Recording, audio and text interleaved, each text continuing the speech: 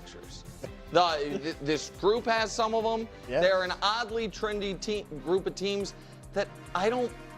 It's not that I don't believe in any of them. I almost had the Falcons in the playoffs myself, but I can't quite figure out why they all of a sudden are popping up. At least there's a floor.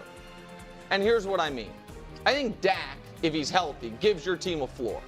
I think that Kevin O'Connell plus Brian Flores gives your team a floor, and Tomlin obviously gives your team a floor. I think those teams' ceilings this year are incredible. The ceiling and floor might be a one-bedroom, one-story house, but at least there's a floor. Boom or bust. Oh no, sorry, that's not next. I spoiled my own thing. More than spoilers. I think all three of these teams are making the playoffs. And certainly at least one of them is going to be more than just, late season spoiler. They're going to be playing late season meaningful games. I think everybody has the Pats in the playoffs here except Brew. Is that correct? Yep. I almost sold Coach on the Raiders, couldn't quite. And you guys saw Greg almost went with the Jags too. Like, more than spoilers. All right, now to the tier that I mentioned before, boom or bust. And here's what I mean. You can see how any of these four teams could boom. Like the Niners get above average instead of well below average health from their stars. Purdy gets back to, doing what he did best, running Shanahan's offense and not trying to color outside the lines. CMC has a Saquon-like, Christian McCaffrey-like impact. They're awesome. The Chargers build on what they had last year. Herbert doesn't turn the ball over. You know what I mean? They do a hypnosis before a playoff game, tell them it's a regular season game. Then the Broncos defense, the Bengals offense. We can see how they could boom. Any of these teams, though, that miss the playoffs because of the expectation going into the season, there's going to be some hard questions to answer about why, either for the coach or the quarterback or for the team at large. Like, why did we not fulfill our expectations? You guys are gonna hate this one. The student becomes the teacher? Question mark?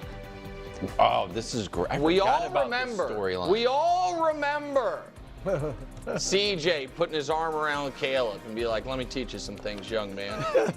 For those that maybe don't remember, is at that moment, CJ Stroud in his career had 26 touchdowns, 5 picks, an 11-6 record, and a 101 passer rating. Since that moment, he has 17 touchdowns, 12 picks, a 7-7 record, and an 85 passer rating. I'm not saying those things are related, but I'm not saying they're not. And I do wonder if this year, if the next time they play, if Caleb's not going to put his arm around CJ, he'll be like, don't worry, man. It'll get better. Stop taking those hits. Yeah. Isn't that what he said to him? Dangerous in the dance. No, we don't have time for this. Please, God Almighty. We don't have time for it. Guys, we're doing tiers. Please do not come out right now. Guys, don't worry about the doorbell. We don't have time for it. We're doing tiers. Thank you, though, but I understand. That was a real... I was scared. I know. The Bucks and the Rams. Ruin a good segment. It's always awkward when, your ex and your current are in the same room together, but this is where they are. Goodness. And for what these two teams have in common is, nobody wants to see either of their quarterbacks or their offenses in the playoffs. Like, you guys can say that I'm too high on Baker. Baker's postseason numbers speak for themselves. And no matter how many times Bruce yells the name Jaquaski Tart, Matt Stafford's postseason numbers speak for themselves as well. Fact. The Hunters, these are the three NFC teams trying to run down the Philadelphia Eagles. These are the three teams that make the Eagles the hunted. The Packers adding Parsons. The Lions, who I think believe they were the best team in the NFC last year. They just had a bad time to have their worst day. And the Commanders, who obviously were not as good as Philly last year, but are ascending and were way, way ahead of schedule. All those teams believe this year they can be the NFC representative in the Super Bowl. This is a prestigious tier. And I know Sean McDermott's talked a lot about how hard it is to make 4 straight Super Bowls, how no one's going to do that again. I don't know if anyone's going to do what these two teams have done again. 5-time defending offseason champions, the Bills and the Ravens. They are like Ali Frazier of fake offseason awards. Like, they just go back and forth. Who's the team to beat? Who's got the best roster? Who's got the best quarterback? It's 5 years in a row, those two teams. That's almost as impressive as being the 3-time defending conference champion, Kansas City Chiefs. This is why it's a committee. Rules are rules. Props. The rules of the tiers are very simple. We don't have many. One of them is, however, the first tiers after a Super Bowl and the first tiers before a season, the defending champion is atop the tiers. We've never broken that rule. People are like, oh, Nick, it's a Chiefs tiers. No, it's just the Chiefs win all the Super Bowls typically. No, so this is weird to me because when he did another tiers, because he said that back in like March or, whenever it officially was. And then he did it where he then had the Chiefs at the top. And I was like, what? He said that they have to be at the top because they won. And then I even went back and showed you the clip. And so now he's doing this. So it's a little confusing. I got to get a more flattering pause here. Okay. He looked a little, okay. But so, yeah, I mean, I don't know, man. It's just the season's starting. It's starting tomorrow and then Friday and then Sunday. It's just looking at these tiers right now. This is what I said with Collins' herd hierarchy. It's just like, what are we to do here right now? Honestly, what are we to do here? I personally would put the Eagles, the Chiefs, the Bills, and the Ravens in the top 4 category right now. That's where I would put them. And then I'd put the Packers, Commanders, Lions, and Broncos in their own next tier. And then after that, I'd have the Chargers, Rams, 49ers, and Bengals. Mainly that tier is like, will health and roster get the best of you? There's a lot that I love. Like, I think actually Boomer Bust is kind of legit. I think I actually have the same thing as him, except I just replaced the Broncos with the Rams there. I think is the one switch out that I have. And to be fair, I'm high on the Rams, but I just don't know what Stafford's going to look like throughout the season since he's already dealing with injury. So that makes me just kind of, that just makes me, just gives me the unknown. And then I got my largest tier, which is with the Bucks, the Falcons, the Jags, the Vikings, the Raiders, and the Seahawks. And I actually wrote the Bengals twice, so I guess I put the Bengals in both the tier above them and the tier below them, because it's really the kind of like, show me what you can do this year tier, right? Like Vikings, you got a new quarterback. Raiders, you got a new quarterback, new coaching staff. Bengals, you're supposed to show that this can be that this is a different year with a better defense. The Seahawks, new quarterback, new offensive coordinator. Falcons, new quarterback. Bucks, new coordinator. Like, it's just really kind of like, hey, there is a lot of energy behind you all. More than spoilers, as Nick kind of put it, except I don't have the Patriots in there right now. And there you go, right? It's just like, let's see what you have. I mean, at this point, any of the other teams that we can kind of look at, like the Giants, the Titans, the Jets, the Dolphins, it's just like, I just want to kind of sit back and wait and see. I think it's really unpredictable how quickly can Cam Ward and the Tennessee Titans get some momentum going. I think it's really unpredictable of like, what is Aaron Rodgers going to look like right now? I really don't know. I honestly don't. The Miami Dolphins feel like that they could just implode. I just don't think the coaching staff has any control over that locker room, and I think the culture is an absolute disaster. It doesn't mean that they still can't win a lot of games, because they do have the bodies there. And they do have at least the intellectual side of the coaching part. So it's just like, okay, and is Tua going to stay healthy? It's like, I don't know, and neither do you. So it's just it's a weird situation.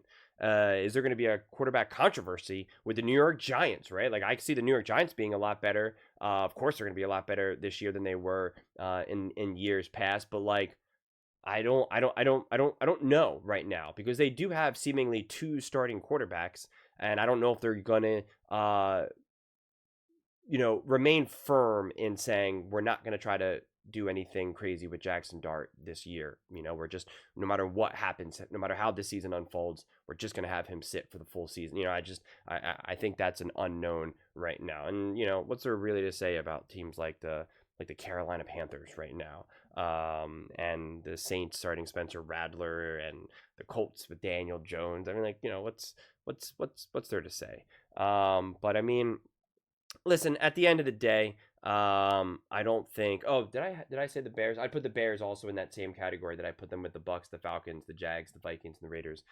Just because it's like, again, things are supposed to be better. You got a new coach. Like, let's get after it.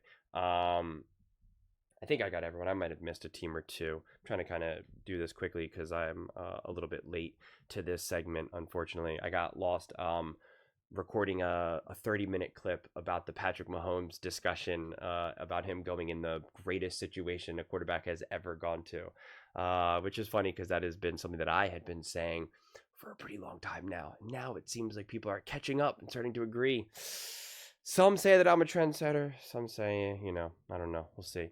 But yeah, I mean, at the end of the day, tiers like this right now going into the season, I don't think there's anything just insulting, I guess, or just downright ridiculous.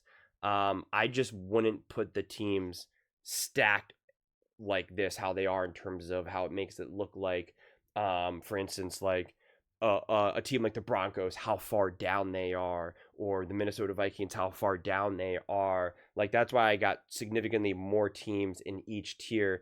And even then, it's like when I got a basket of teams like the Bucks, the Falcons, the Jags, Vikings, Raiders, like it's like I mentioned the Seahawks last there just because that's what I wrote them down, but it doesn't mean that I got them like 12 places below this other team. Like it's just more of like a reference point of where I kind of think these teams are potentially starting off with and what their potential is and how quickly they can rise up. I mean, I think now that the season is literally just about to begin, for me personally, it's like I find it more difficult to start to have stronger opinions right now because I know we're about to get real information. We're about to get real data about like what are we watching right now? What do we see with these teams? And for me personally, I'm just like it's just hard in a weird way. Like a month ago or 2 months ago, I would have felt more confident and had firmer opinions. But now that I know that I'm literally going to watch these teams play in what 4 days, 5 days, whatever it is. It's just hard for me to like to feel any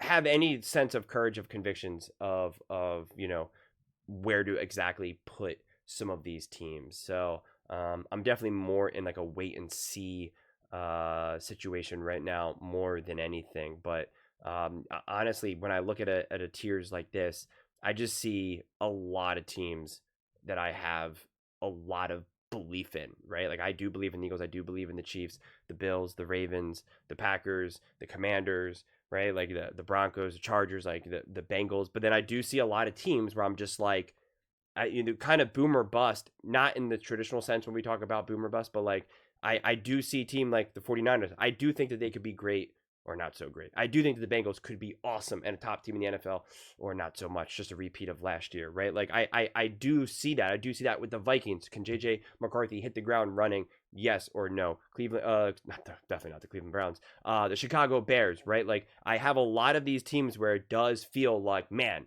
if they get this together, they're going to be legit. And if not, it could be a series of dominoes.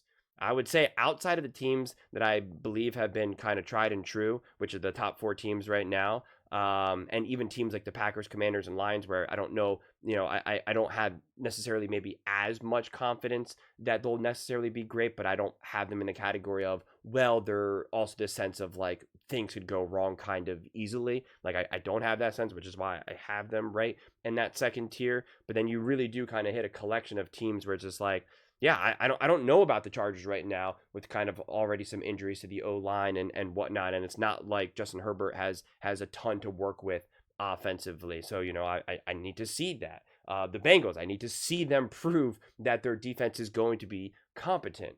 The Rams, I want to see Matthew Stafford be healthy and what he looks like because that entire season depends on Matthew Stafford. The 49ers, I mean, they're already Shanahan was already trying to kind of like say like let's manage expectations here because they're already dealing with a collection of injuries. And yeah, Christian McCaffrey, I don't know what he looks like right now because of all of his injuries and whatnot. And then again, it's really kind of a continuation. I could honestly put all those other teams that I mentioned right now in the same category as them in terms of the Bucks, Falcons, Jags, Vikings, Raiders, etc. Because again, it's just like, to me, it's such a fine line between all those teams being legitimate threats and kind of like what Nick said, where you don't necessarily want to face them in the playoffs or not, or a team where you're just like, yeah, they're not bad, you know, they're not terrible, right? Like they're decent, they're a good team. It's not like a walk in the park to beat them, but you're not like, oh man, we got to go up against, you know, I won't name a team, but like we got to go up against blank, like, ugh, that's gonna be a grueling game, man. Oh, add on short rest. Oh man, dude, no, they gotta start off hot, right? Like there's, it's just, I don't know. It's just wait and see, man. Which is never the most popular opinion, but that's really just where my mind is operating right now. It's just wait and see. When you're that close to having new information, trying to form an opinion is just typically not how you're supposed to go about things. If you knew that you were going to get new information over these next couple of days, solidifying an opinion, it's just counter to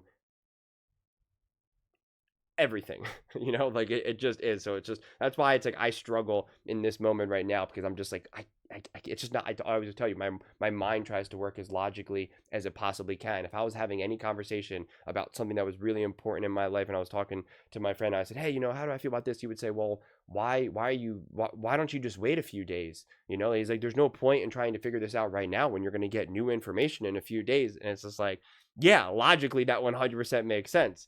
To have a discussion in sports talk and just have fun, not so much. So kind of going up against it, honestly. You know, but just is what it is. But those are just my thoughts. I'd absolutely love to hear yours. What do you guys all think about Nick's tiers?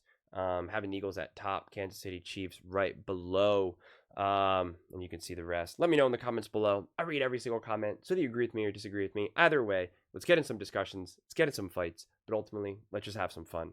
And please do consider subscribing. We are building an amazing community here, and I absolutely love to see you part of it.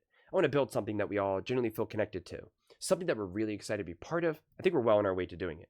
And please don't forget to give this video a thumbs up, as it really does help with the visibility and the algorithm. Thank you so much. See you next time.